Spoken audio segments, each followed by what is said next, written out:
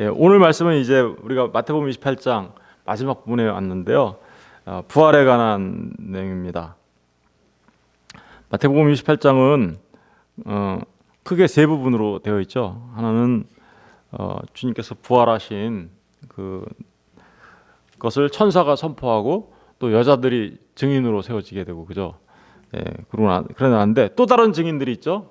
그게 누구냐면 11절부터 나오는 증인이에요. 11절부터는 경비병들이 증인이에요. 근데 세상이 어떻게 해서라도 예수 그리스도의 부활을 거짓이라고 하려고 하는 그런 장면이 하나 나오고요. 그러나 예수 그리스도의 부활은 진정한 부활이죠. 그래서 주님께서 갈릴리에서 제자들을 만나가지고 온 세상에 가서 복음을 전파하라고 하는 이 크게 세 가지 부분. 약간 여자들의 증언, 그리고 병사들의 증언, 그리고 온 세상에 가서 복음을 전파하라고 대위임 명령을 내리시는 거죠. 대위임 명령. 우리에게 사명을 주시는 거죠. 그 명령으로 이렇게 마태복음이 끝을 맺고 있습니다. 그런데 그 대위임 명령의 시작은 뭐부터 시작되는 겁니까? 그러니까 부활로부터 시작되는 거죠. 그죠? 우리가 마태복음 1장부터 28장까지 쭉 공부해 보면 주님이 여러 가지 그 활동들을 하셨는데, 먼저 성령으로 잉태되셨고, 그죠? 그래서 잉태되시고 또 이 땅에 오셔서 여러 가지 일들을 하시는 동안에 전체적인 내용은 어때요? 계속해서 세상으로부터 인정받지 못하고, 또 마침내는 순환받고 고난당하시다가 죽으시는 그런 모습으로만 쭉 기록되어 있잖아요. 그러다가 28장에 지금 오늘 읽은 본문에 주님께서 부활하신 기사가 나와요. 부활하신 기사가 생각보다는 짧죠, 그죠? 사실은 이 주님의 부활은 다른 어떤 종교에도 없는 거잖아요. 예. 우리 기독교가 되는 이유는, 그죠? 예, 기독교가 되는 이유는 다른 그 누구도 부활했다라는 우리 기사가 없지만, 죽음을 이기시고 부활하신 분은 예수 그리스도 한 분뿐이라는 것을 선포하고 있기 때문이죠. 기독교 되는 것은. 그런데 기독교 되는 것이 부활이라면 굉장히 길게 기록이 될 것 같은 느낌이 있잖아요, 우리한테는. 근데 사실은 예수님의 부활에 관하여 불과 마태복음은 28장 1절에서 뭐 경비병의 증언까지 하면 15절까지, 그죠? 경비병의 증언도 사실은 증언이니까 15절까지 아주 짧게 기록하고 있어요. 왜 그럴까요? 첫 번째로 부활은 설명하는 게 아닙니다. 예수님이 이렇게 부활했으니까 내 설명을 잘 들어봐. 그러면 설명을 해서 부활을 증명할 수 있는 게 아니라는 거예요. 부활은요, 그냥 있는 사실을 그대로 선포하는 거죠. 그러니까 부활을 설명하려고 하잖아요. 다만 여태까지 마태복음 28장까지 오기 전까지 어떤 일이 있었습니까? 예수님께서 순환당하고 십자가에 죽을 거라는 얘기만 한 건 아니죠. 우리가 주님께서 내가 반드시 3일 만에 부활하리라는 얘기를 계속 하시잖아요, 그죠? 계속 하시던 그게 마침내 28장에 와서 이제 그 선포되어지고 있는 거죠. 실제로 부활하신 주님을 목격한 자들에 의하여, 다시 말하면 천사가 선포하고, 또 그것을 목격한 여자들이 선포하고, 그리고 또 경비병이 선포하고, 이런 일들을 통해서 예수 그리스도의 부활이 선포되어지고 있는 거예요. 그러니까 길게 쓸 필요가 없었던 거예요. 왜냐? 마태복음 1장부터 28장 오기까지 계속해서 예수님이 어떻게요? 십자가에 죽으시고 3일 만에 부활할 거야 라는 얘기를 계속 해왔기 때문에 더 이상 뭐 길게 쓸 필요도 없었던 거고, 예수님이 말씀하신 대로 됐지? 이 얘기하는 거죠. 그래서 6절을 보세요.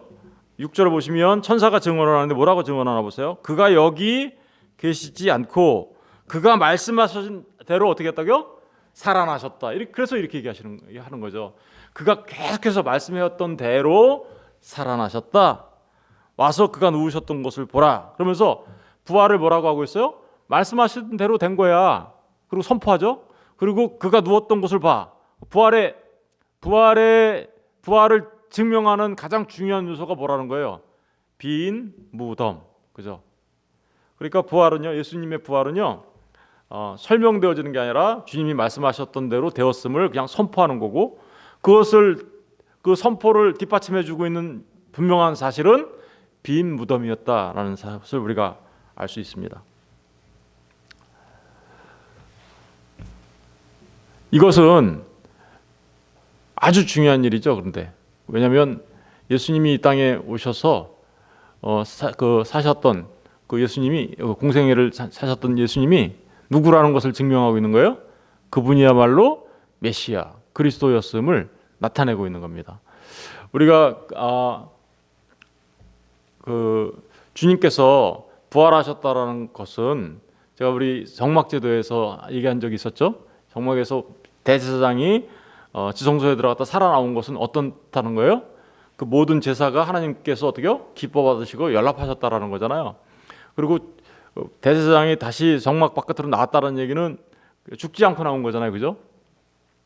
바로 그런 것들을 통해서 주님이 대제사장인 것을 말할 뿐만 아니라 부활하셨다라는 것은 우리를 위한 대제사장이었다는 걸 말하는 것뿐만이 아니라 그분이 그야말로 그분이 그리스도라는 것을 드러내고 있는 거예요. 그리스도라는 것. 그리고 그 주님의 십자가의 제사가 하나님 아버지께 기뻐 받으시는 제사였음을 말하고 있는 거죠. 우리 로마서 잠깐 가서 보고 올게요. 로마서 1장. 제가 본문에 들어가기 전에 전체적인 맥락을 한번 이렇게 살펴보려고 하는 겁니다. 로마서 1장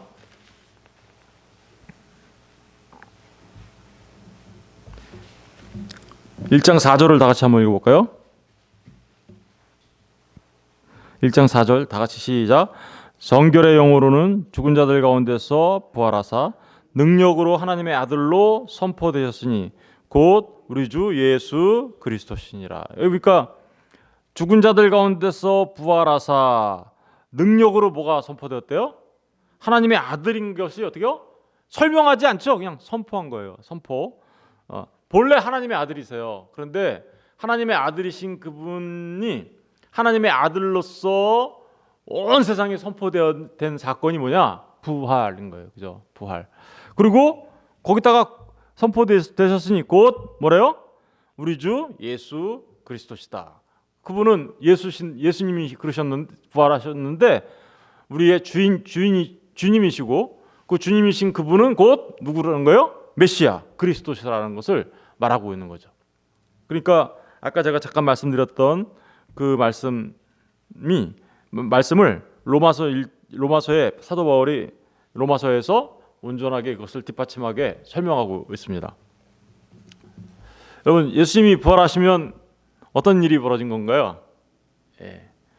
예수님이 그리스도 메시아라는 것은 그가 이제 부활을 통하여 선포되어지고 그렇죠?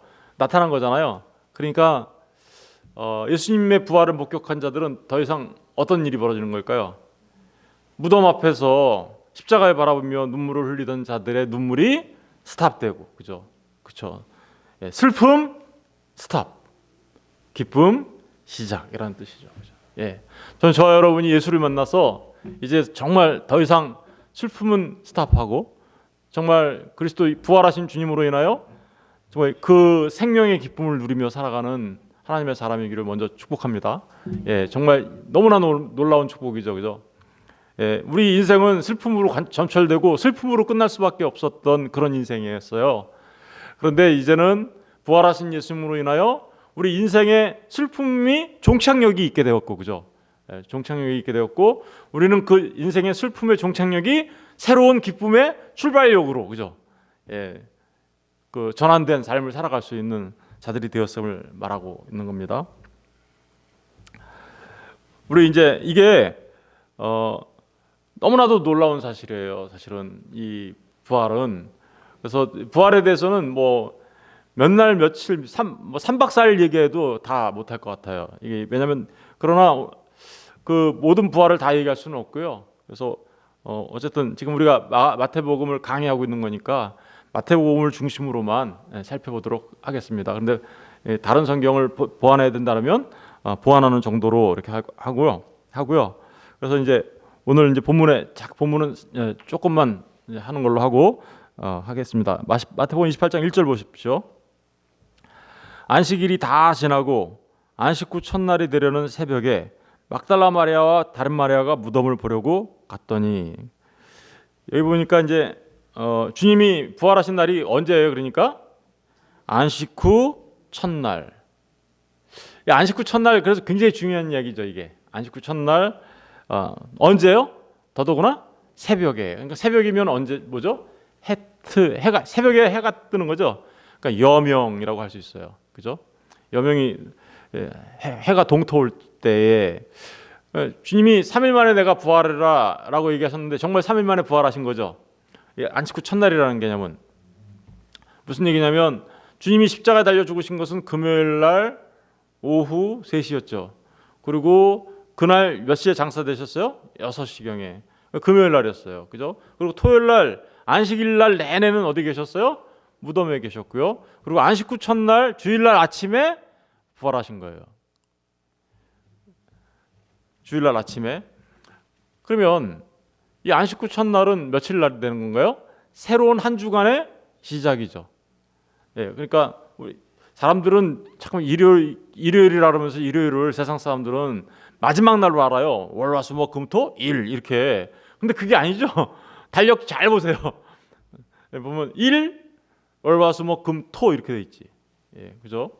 보면 그러니까 이 안식 후 첫날은 오늘날로 하면 일요일인데 그 일요일 날은 새로운 한 주간의 출발을 말하는 거예요. 그 새로운 한 주간의 출발이라는 것은 이 안식 후 첫날이 갖고 있는 가장 중요한 개념은 제가 늘 말씀드렸듯이 저녁이 되고 어떻게요? 아침이 되는 거예요. 7일째 창조 7일 날에 없었던 저녁이 되고 아침이 되니가 지금 이루어지고 있는 거죠. 주님의 십자가의 죽으심과 부활하심을 통하여 저녁이 되고 아침이 돼요.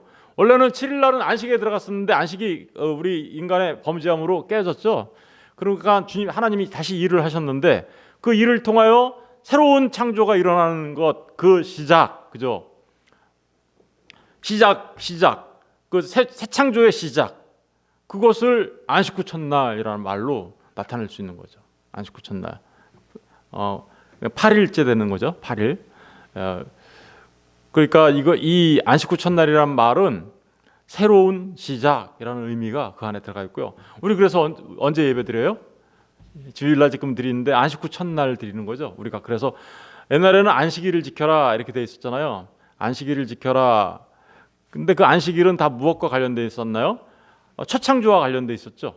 그렇죠. 첫 번째 창조와 관련돼 있는 게 안식일을 지켜라였잖아요.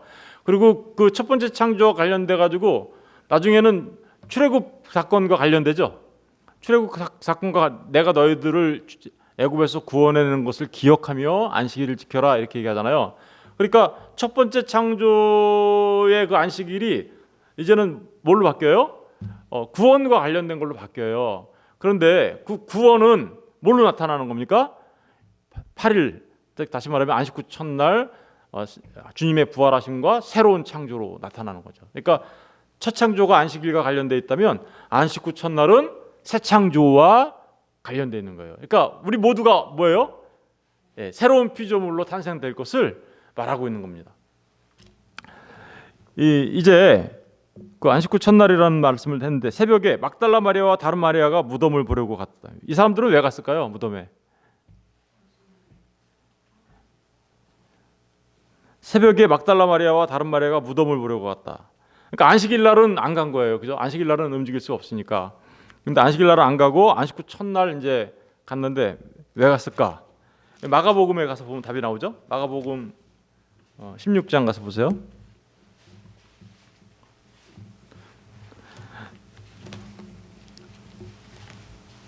마가복음 16장 1절.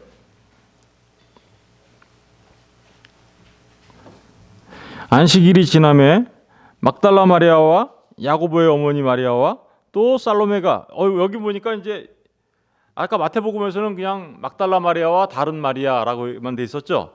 근데 여기 보니까 자세하게 나오죠. 막달라 마리아와 야고보의 어머니 마리아와 또 살로메가 가서 예수께 바르기 위하여 뭘 사갖고 왔어요? 향품을 사다가 두었다가 안식 후 첫날 매우 일찍이 해 돋을 때에 그 무덤으로 가며. 그러니까 여기는 누가 세 명의 마리아가 가고 있죠. 그런데 간 이유가 뭐예요? 예수께 뭘 바르기 위해서 간 거예요. 그러니까 향품을 바르기 위하여 간 거였습니다.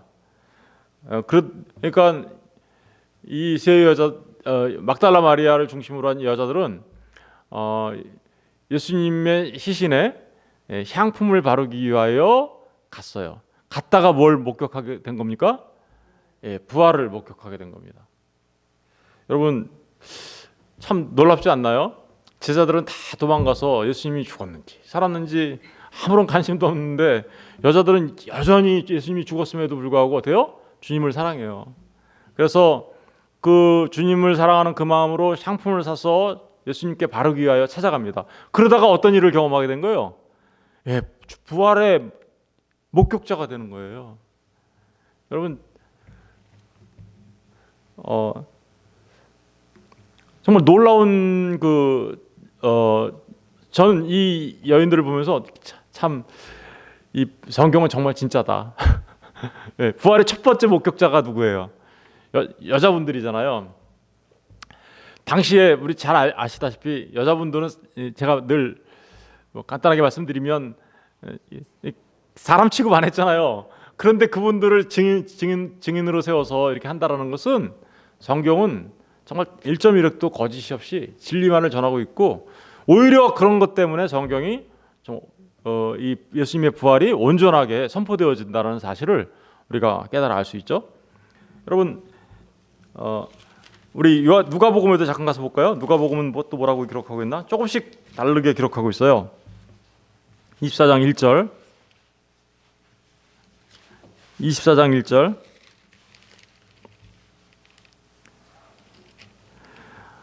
안식 후 첫날 새벽에 이 여자들이 그 준비한 향품을 가지고 무덤에 가서 그죠? 여기서 보면 그냥 여기서는 어떻게 돼 있어요? 여자들이라고 이렇게만 돼 있죠? 우리 그런데 10절에 가서 보시면요. 이 여자들이 누군지 나와요. 이 여자들은 이렇게 설명이 돼 있죠. 그죠? 막달라 마리아와 요한나와 야고보의 모친 마리아와 또 그들과 함께 한 다른 여자들도 이것을 사도들에게 알리니라. 그러니까 이거 마태복음처럼 두 사람만 간 거 아니네요. 그리고 마가복음처럼 세 사람만 간 것도 아니네요. 다른 사람들도 갔어요. 그러니까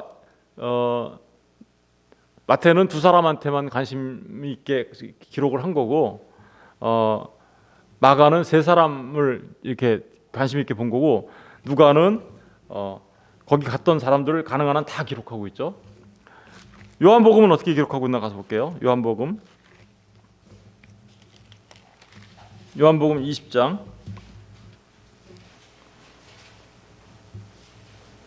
요한복음 20장 1절 1절을 다 같이 한번 읽어볼게요. 시작. 안식 후 첫날 일찍이 아직 어두울 때에 막달라 마리아가 무덤에 와서 돌이 무덤에서 옮겨진 것을 보고 여기는 누구만 나와요? 막달라 마리아 한 사람만 나오죠. 이렇게 성경의 사복음서가 좀씩 이렇게 다르게 기록을 하고 있지만 그들은 그런 다르게 기록한 모습을 통하여 우리에게 더 풍성한 것들을 알려주고 있는 거죠, 그죠? 그러니까 이 마태복음에서 기록한 것처럼 막달라 마리아하고 다른 마리아 딱 둘이서만 간 거다. 그게 아니라는 것을 우리가 기억해야 되고요. 중요한 거는 한 사람이 막달라 마리아 혼자 간 거, 둘이 간 거, 셋이 간 거, 여럿이 간 거, 이 모든 것들의 간 주인공들은 누구예요? 전부 다 여자였다라는 거예요. 여자분들 전부 다 여자였다라는 거예요. 그래서 그 여자분들을 통하여 예수님의 부활이 어떻게요? 증언되고 있다. 이 사실은 성서학자들은 항상 그렇게 얘기해요. 여자분들을 통하여 이렇게 증언되고 있는 것은 성경이 진짜다라는 것을 역설적으로 우리에게 보여주고 있는 거야라고 얘기합니다. 그 무덤에 갔는데 이제 28장 2절에 내려와서 보시면요, 이제 천사들의 증언이 나오죠. 2절부터 마태복음 28장 2절부터 우리 한번 천사들의 증언까지 읽고 오늘은 여기서 마치도록 하겠습니다. 큰 지진이 나며 주의 천사가 하늘로부터 내려와 돌을 굴려내고 그 위에 앉았는데 그 형상이 번개 같고 그 옷은 눈같이 시건을 지키던 자들이 그를 무서워하며 떨며 죽은 사람과 같이 되었더라. 여러분 여기 보니까 큰 지진이 났다고 얘기하죠. 큰 지진이 난 거가 언제 일어났었나요? 사실은 예수님이 십자가에 죽으실 때 일어났었죠. 근데 여기서도 지금 또 일어났죠. 큰 지진이 일어난 게 이제 돌문이 옮겨지는 그 원인이 되었을 것을 우리는 분명히 이제 알 수 있겠죠, 그죠? 그런데 큰 지진이 났다라는 이 얘기는 아까 제가 말씀드렸듯이 큰 지진이 일어났으면 땅이 흔들린 거잖아요, 또 그죠? 땅이 그러니까 어떤 학자들은 금요일 날 그 예수님이 십자가에 못 박혀 죽으실 때 일어났던 지진에 여진이 여진이 일어난 거다 이렇게 얘기하는 사람들이 있어요. 물론 여진이든 뭐 또 다시 지진이 일어난 것이든 우리의 관심은 그게 아니에요. 우리의 관심은 왜 주님이 죽으실 때도 지진이 일어났고 또 이렇게 부활하신 날 부활의 아침에도 지진이 일어났을까? 어떤 학자는 이렇게 얘기합니다. 첫 번째 일어난 것은 주님의 십자가의 죽음이 가져온 두려움과 떨림의 울림이었다면, 두 번째 이 부활의 아침에 일어난 지진은 기쁨의 울림이었다. 이렇게 얘기하죠. 기쁨의 울림이었다. 그리고 이 지진은 깨고 나오는 거죠. 깨치고 나오는 거예요. 어둠과 죽음의 권세를 깨고 부활하신 주님을 드러내기 위한 거다라고 이렇게 얘기를 하죠. 더더구나 이 진동하는 거잖아요. 이게 진동, 그죠? 땅이 진동하는 거잖아요. 진동한다라는 개념은 어떤 의미가 또 있나요? 여러분 우리가 잘 알다시피 하늘과 땅이 새롭게 진동할 날이 올 거죠, 그죠?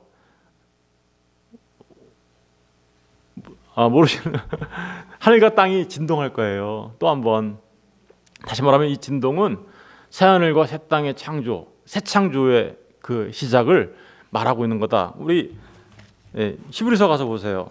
히브리서 가서 보시면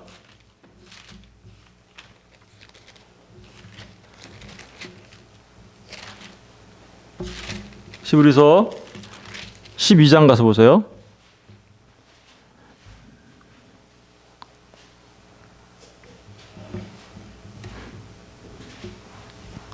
12장 26절부터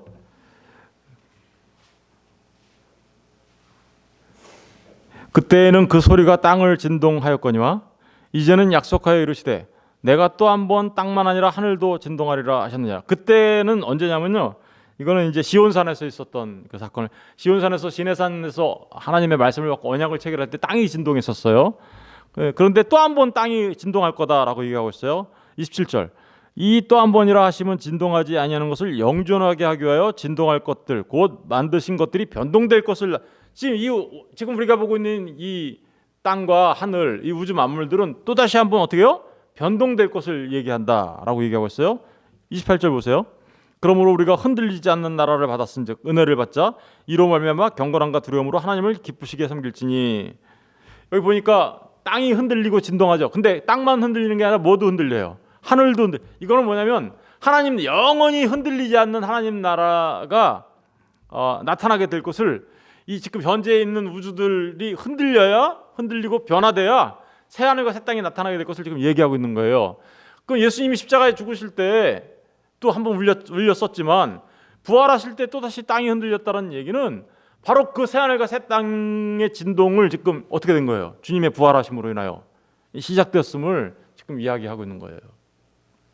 언제 완성될까요? 주님이 다시 오시면 이제 그것은 새 하늘과 새 땅으로 완성되어질 것입니다. 그러니까 지진이 일어났다라는 게 단순하게 그냥 돌문을 옮겼구나라는 그런 의미만 있는 것이 아니라, 그 지진이 일어났다라는 그 얘기는 새로운 변화가 시작됐어, 새로운 창조가 시작되었어라는 것을 의미하고 있다라고 보여집니다. 그런데 그 큰 지진이 나며 주의 천사가 하늘로부터, 이제 다시 본문으로 돌아가면요, 천사가 하늘로부터 내려와 돌을 굴려내고 그 위에 앉았는데 그 형상이 번개 같고 그 옷은 눈같이 시건을 지키던 자들이 그를 무서워하며 떨며 죽은 사람과 같이 되었더라. 천사가, 이 천사는 이제 학자들은 이 가브리엘 천사다라고 얘기합니다. 그 가브리엘 천사는 항상 이렇게 뭔가를 우리한테 전해주죠, 그죠? 메신저로서 그렇게 얘기하는데 그 모습이 형상이 번개같고 그 옷은 눈같이 시건을 그러니까 이것은 마치 변화산에서 보이셨던 주님의 모습을 닮은 것 같이 이렇게 보여집니다. 그래서 그 모습을 보고 그 거기를 지키던 자들이 어떻게 됐대요? 무서워 떨며 누구처럼 됐대요? 죽은 자 같이 됐다. 한번 생각해 보세요. 이게 얼마나 놀라운 역설인가? 여러분 거기에 처음에 어떻게 됐었어요? 죽은 자는 누구였어요? 예수님이었고 그걸 지키는 자는 누구였어요? 살았다라고 말하는 병사들이었죠. 자기들은 살았고 예수는 죽었다. 그러니까 산 자인 내가 예수를 지키고 있다 이렇게 했던 거잖아요. 근데 지금 땅이 진동하고 예수님이 부활하자 어떻게 돼요? 죽었던 예수님이 살아나시고 살았다고 생각하는 사람들이 뭐가 됐어요? 죽은 자처럼 되었다. 여러분 예수님과 함께 연합되지 못하면 살았다 하더라도 죽은 자예요. 예수님과 함께 연합한 자만 죽은 자처럼 보이지만 그들만 산 자들입니다. 이 지금 그 역설을 보여주고 있는 거예요. 경비병들은 자기들이 살았고 예수님은 죽었으니까 내가 당신을 지켜요 이렇게 하고 있었는데 지금 부활의 아침이 열리자 어떻게 돼요? 살았다라고 말한 그들이 죽은 자처럼 되고요. 죽었던 주님이 산 자로 나오시잖아요. 이게 바로 저와 여러분에게 일어난 일이죠. 사실은 우리도 그 경비병처럼 살았는 줄 알았죠 그동안에. 근데 알고 보니까 어떤 자였어요? 죽은 자였다니까요 사실은. 그런데 주님과 연합한 자가 되자 어떻게 돼요? 산 자로 나오게 되는 거죠. 이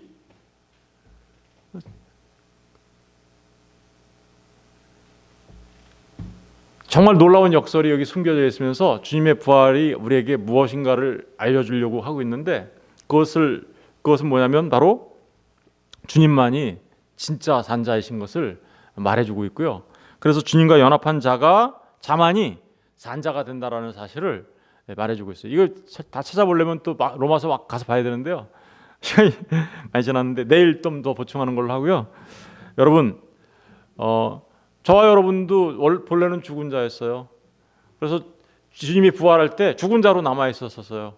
그런데 주님이 우리를 사랑하셔서 저와 여러분을 창세전에 택하시고 주님과 연합한 자가 되어 주님과 함께 무덤을 깨치고 산자로 나올 수 있게 만들어 준 것이요. 내일 이 부분에 대해서 좀 더 설명을 생각해 볼 텐데요.